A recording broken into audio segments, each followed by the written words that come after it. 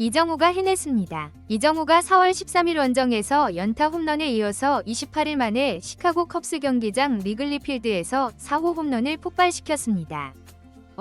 최근 10경기의 성적보다 시원한 장타가 없어서 답답했었지만 팬들의 갈증을 시원하게 해소해 주었습니다. 이런 기대는 사실 이정우가 만든 거지 팬들이 막무가내는 아니었습니다.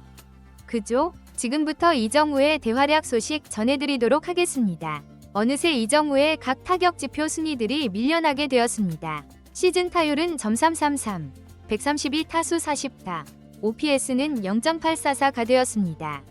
최근 타격 페이스가 계속해서 내리막이었습니다. 최근 10경기에서 36타수 8타, 타율 .22, 5월 들어서는 5경기에서 16타수 4안타, 타율 .188입니다. 그런데 이런 상황에서도 3할을 유지하고 있다는 게 신기합니다. 이정우는 이틀 전에 3타수 무안타로 선발 출전 연속타 행진이 끝났지만 시카고 컵스를 통해서 다시 안타를 시작하게 되었습니다. 이정우는 올 시즌 36경기 출전에서 40안타 고지를 밟았습니다. 최다 안타 선수와 한두 개 차이였지만 지금은 5개 차이로 벌어져 버렸습니다. 이정우는 올 시즌 데뷔 1년차라고 해도 됩니다. 지난 시즌 162경기 중에 37경기밖에 출전하지 못했으니까요. 상대했던 팀은 9개 팀이었습니다. 그러니까 당연히 이번 시카고 컵스와의 경기도 처음이고 리글리 필드 경기장도 첫 경험입니다.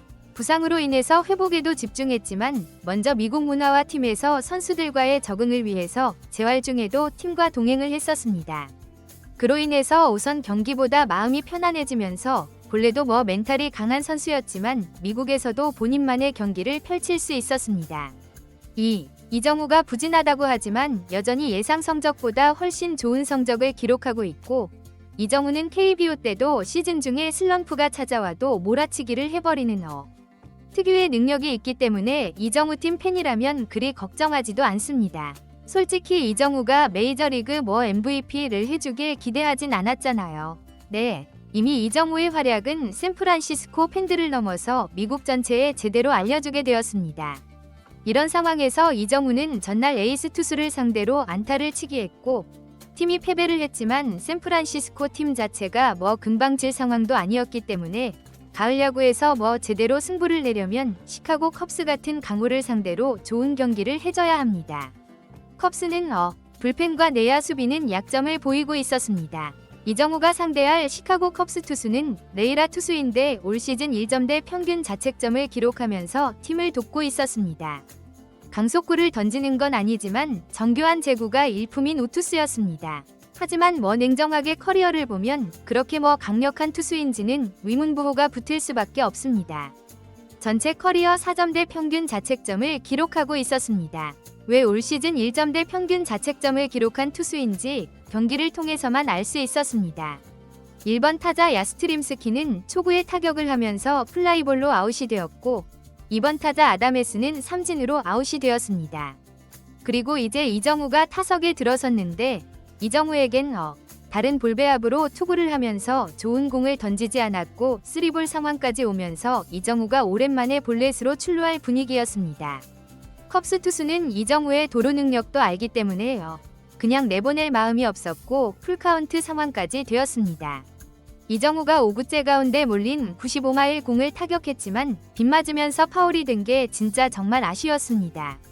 여전히 풀카운트 상황. 이정우는 6구째에 예상 못한 볼이었는지 지켜만 보면서 삼진으로 물러났습니다. 오전 경기부턴가 1회부터 안타를 치고 나가면서 팬들의 마음을 안심시켜줬는데 최근 경기들은 1회에 계속 물러납니다. 그래도 초구부터 스윙하는 건 나쁘지 않은 선택이라고 봅니다. 이정우의 타율은 어느새 .31이 만약 두 번째 타석에도 무안타면 .308로 추락하게 됩니다.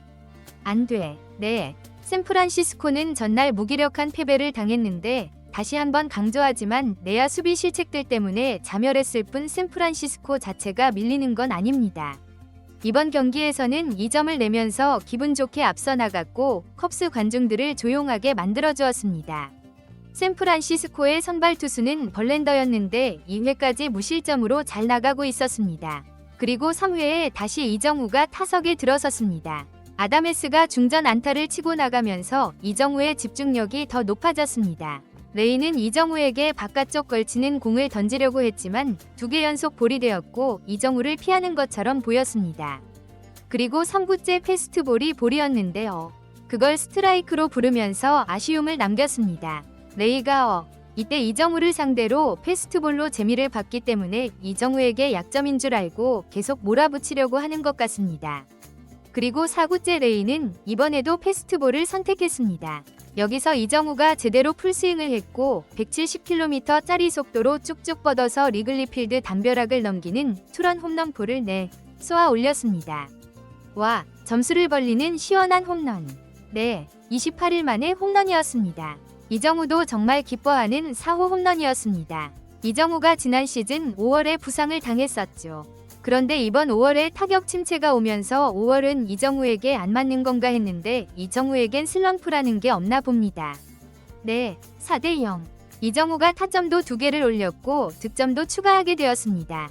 레이가 이정우에게 93마일 패스트볼을 던졌는데 이정우는 이미 162km 강속구도 쉽게 안타를 치는 선수인데 93마일이면 이정우에게 배팅볼이죠. 1점대 평균 자책점 투수가 이정우에게 무슨 생각으로 4연속 패스트볼을 던진 건지 어리석어 보였습니다. 메이저리그 트위터에서는 실시간으로 이정우의 홈런 장면을 공개하면서 바람의 도시에서 바람의 손자가 4호 홈런을 달성했다고 전했습니다. 벌랜더가 3회 이어 2점 홈런을 맞았고 4회의 컵스의 내야 수비 실책이 나오면서 5대2가 되었습니다. 하지만 컵스는 전날도 후반에 무섭게 점수를 뽑은 만큼 안심할 수는 없습니다.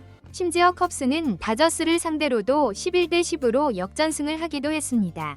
이정우는 5회 다시 타석에 들어섰고 투수는 여전히 레이였습니다. 이건 정말 땡큐였죠. 이정우는 투수를 3번째 만날 때 안타 확률이 5할이 넘습니다. 레이는 이정우에게 던진 공들이 더 달랐습니다. 이정우는 2구째 볼을 스윙을 하기도 했습니다. 4구째에 다시 존 안으로 들어오자 이정우가 제대로 또 걷어올리면서 이 루타 코스였는데 이걸 컵스의 중견수가 호수비로 나오면서 이정우의 멀티 장타를 막아내버렸습니다. 컵스의 중견수는 리그에서 최고 수비수라고 하더라고요. 정말 아쉽긴 했습니다. 이정우의 타율은 3타수 1안타이기 때문에 .342가 되었습니다. 7회에 이정우가 4번째 타석에 들어서게 되었습니다. 우리에겐 필요한 건 뭐다? 멀티히트다. 컵스는 아담에스부터 상대하기 위해서 우투수가 마운드에 올라왔고 이정우가 좌투수에게 더 강한 걸 알고 있던 거죠. 이정우는 투 스트라이크로 몰려 있었습니다. 하지만 그 이후부터는 존 안으로 들어오면 타격을 하면서 역시나 쉽지 않은 타자임을 보여줬습니다. 투수는 98마일까지 뿌렸습니다. 웬만한 타자는 속을 만한 공에도 이정우는 속지 않으면서 투수를 당황하게 만들었습니다. 그러면서 8개의 공을 던지게 했습니다. 투수가 힘이 빠졌을까요? 구종을 바꿔봐도 다 쳐냅니다. 그리고 9구째 이정우가 슬라이더를 제대로 받아쳤고 얼마인가요? 14일 만에 멀티안타를 쳤고 이정우의 타율은 소폭 더 올라서 .349가 되었고 실시간으로 타격 8위가 되었습니다. 그런데 경기가 안타깝게도 9회 말에 동점을 허용하면서 벌랜더의 승리가 또 날아가 버리고 연장전에서 이정우가 10회 선두 타자로 나왔지만 안타를 치지 못하면서 .337이 되어 버렸네요. 그런데 여기서 끝이 아니었습니다. 11회 이정우가 다시 타석에 들어섰습니다. 8대5로 앞선 상황. 무사 만루에 이정우가 타석에 들어섰는데 이정우가 초구에 안타를 치면서 추가 득점을 뽑아주고 6타수 3안타를 때리면서 승리의 주역이 되었습니다. 다행히 진짜 9대5 역전승을 거두네요. 시리즈 1승 1패가 되었습니다. 이정우가 원정에서 강한 건 확실합니다. 내일도 이정우의 활약으로 위닝 시리즈를 달성하길 응원합니다.